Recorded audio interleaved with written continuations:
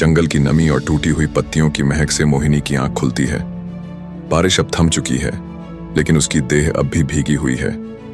आंखें खोलते ही वह देखती है एक विशाल छाया, दो लाल चमकती आंखें और कठोर हाथों में थमी उसकी देह। वह घबराकर उठती है और चीखना चाहती है, पर दानव का स्वर उसे रोक देता है। शांत हो जाओ राजकुमारी। यदि मैं तुम्हें नुकसान पहुंचाना चाहता तो अब तक तुम अस्तित्व में न होती। मोहिनी की सांसें थमी की थमी रह जाती हैं। वह दानव कोई साधारण राक्षस नहीं था। वह एक श्रापित यक्ष था, जिसे देवताओं ने नर्क के द्वार की रखवाली के लिए भेजा था। पर अब वह अपनी मर्यादा तोड़ चुका था। दानव ने आगे कहा, तुम वह हो जिसने राजा को मारा। मैं जानता हूं, क्योंकि उसी क्षण मेरे बंधन टूटे, मैं नर्क से मुक्त हुआ। मोहिनी अब भी कांप रही थी, पर उसकी आंखों में अब सवाल थे। तुम क्या चाहते हो मुझसे? उसने फुसफुसाते हुए पूछा। दानव ने उत्तर दिया, तुम मेरी मुक्ति का कारण बनी हो और अब मैं तुम्हें छोड़ नहीं सकता। लेकिन तुम्हारे अंदर जो शक्ति है वह अधूरी है। अगर तुम चाहो तो मैं तुम्हें वो रहस्य बता सकता हूं जिससे तुम अमर बन सकती हो। मोहिनी की आंखें चमक उठीं। कैसा रहस्य? एक पुराना तांत्रिक ग्रंथ जिसे सिर्फ राक्षसों की जाति जानती है, लेकिन उसके लिए तुम्हें नरबलि देनी होगी, और यदि तुम असफल हुई तो तुम्हें अपने प्राण देने होंगे। थोड़ी देर सोचने के बाद मोहिनी ने उस दानव से कहा, मैं तैयार हूं, मैं अमर होना चाहती हूं। दानव मुस्कुराने लगा। तुम्हारे पास अमावस्या तक का समय है। यह कहकर दानव वहां से गायब हो गया। अब मोहिनी एक और दोराहे पर खड़ी थी। वह अमरता चाहती थी, पर क्या वह फिर किसी का जीवन ले सकेगी? मोहिनी घने जंगल से होते हुए बाहर एक गांव की तरफ चल दी। मोहिनी के मन में उथल पुथल मची हुई थी। उसकी आंखों में अब भी दासी की और राजा की हत्या की छवि तैर रही थी, लेकिन दूसरी तरफ वह उस शक्ति को महसूस कर रही थी जो दानव के करीब आने से उसके भीतर जाग उठी थी। एक कामुक, रहस्यमय और भयावह शक्ति। अगली सुबह मोहिनी एक गांव पहुंचती है जहां एक युवा ध्रुव हर दिन मंदिर में पूजा करता था।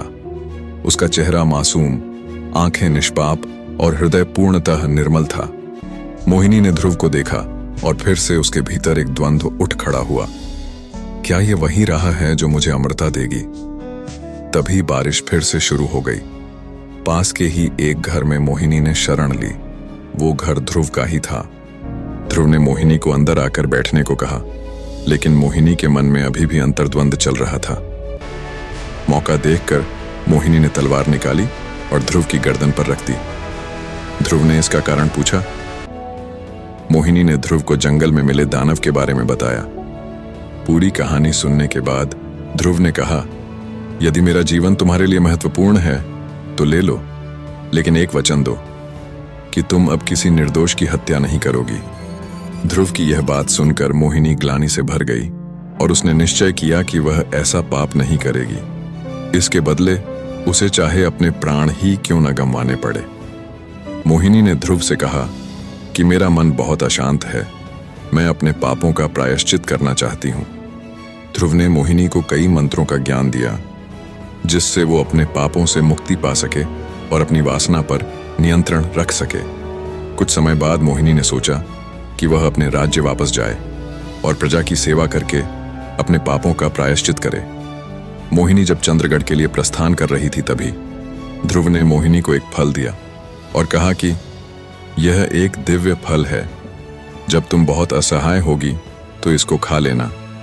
थोड़े समय के लिए तुम्हें इससे बहुत शक्ति मिलेगी, लेकिन अगर इसे किसी बुरी आत्मा ने ग्रहण किया तो यह उसकी शक्ति कम कर देगा। मोहिनी थकी हारी, टूटी और भीतर से जली हुई अपने ही राज्य की सरहद पर खड़ी थी। हवाओं में अब वो अपनापन नहीं था। महलों की दीवारें उसे अनजानी लग रही थीं। जैसे ही वह महल के अंदर पहुंची, पुरानी सेविकाएं उसे देखकर कांप उठीं, लेकिन एक चेहरा अभी भी नहीं दिखा। मेघा। मेघा कहाँ है? मोहिनी ने पूछा। राजकुमारी, मेघा अब आपकी जगह रानी है, एक सेविका कांपते स्वर में बोली। क्या? उस रात मोहिनी छुपते छुपाते महल की गुप्त सुरंग से पुराने कक्ष तक पहुंची। वहीं से उसे एक पत्र मिला जो वीरभद्र ने मेघा को लिखा था। मेघा, मोहिनी, मेरे वश में आ गई है। अब आगे का खेल तुम्हारा है। मोहिनी की आंखों में आग थी। अब यह लड़ाई सिर्फ सत्ता की नहीं थी, यह छल, विश्वासघात और आत्मसम्मान की थी। मेघा, मोहिनी फुसफुसाई, तुमने मेरी पीठ में छुरा घोंपा। अब मैं तुम्हारा सिंहासन ही नहीं, आत्मा भी हिला दूंगी। वो रात अमावस्या की रात थी। मोहिनी दुखी मन से जंगल में लौट आई थी। मोहिनी के मन में निराशा के भाव थे। उसको उसके प्रेम वीरभद्र के द्वारा भी छला गया था।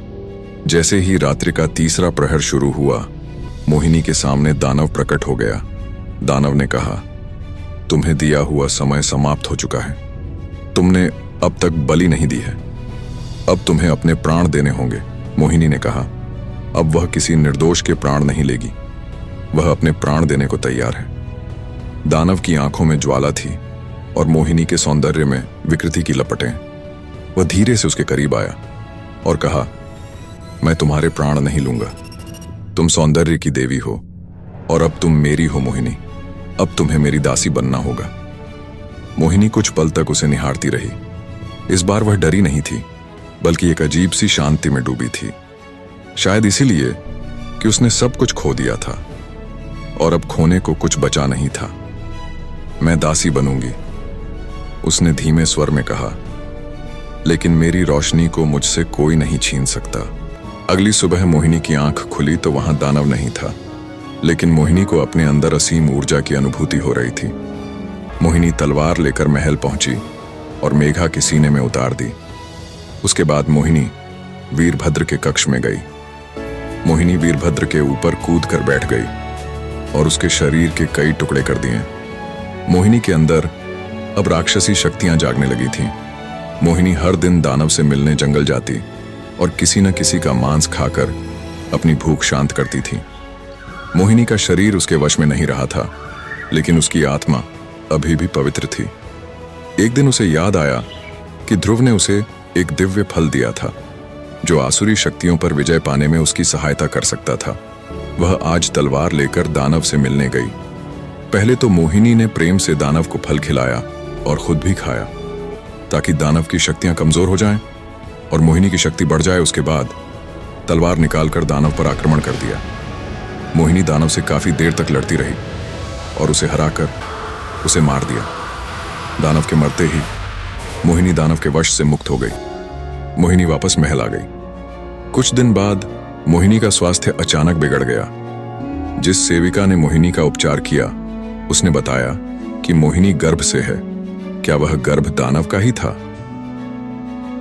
दोस्तों, आपको ये कहानी अच्छी लगी हो तो लाइक कीजिए और कमेंट करके अपने विचार जरूर दीजिए, जिससे हमें ऐसी ही शानदार कहानी बनाने का प्रोत्साहन मिलता रहे। और ऐसी ही शानदार कहानियों के लिए हमारे चैनल को सब्सक्राइब कर लीजिए।